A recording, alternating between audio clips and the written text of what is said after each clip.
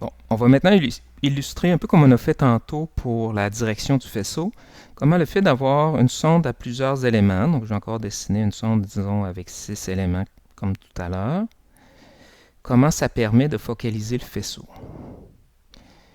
La différence, c'est que pour faire une focalisation, au lieu de décaler, admettons, les temps d'émission du premier élément vers le deuxième, ou vers le dernier plutôt, ou du dernier vers le premier, on va plutôt les décaler d'une façon légèrement différente. C'est qu'on va faire émettre, par exemple, les deux éléments aux deux extrémités en même temps en premier. Donc là, à ce moment-là, admettons que ça, c'est l'onde initiale émise par chacun de ces deux éléments-là.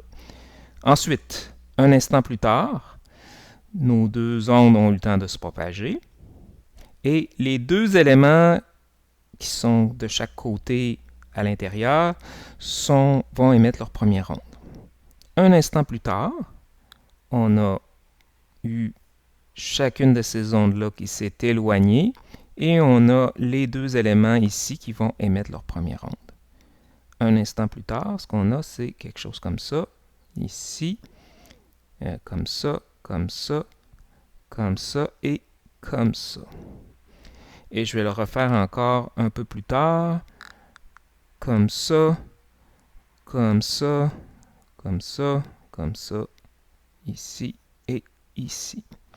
Et remarquez comment que il va se produire un phénomène où on va avoir des ondes qui vont se propager avec une géométrie différente. C'est comme si notre onde, au lieu de se propager comme un bloc vers l'avant, notre onde va emprunter une forme un peu comme ça, où ça se dirige, les parties du faisceau se dirigent comme ça vers un point ici qui serait le foyer F de notre faisceau. Donc au lieu d'être en ligne droite, la forme du faisceau est courbée et elle se concentre vers un point focal.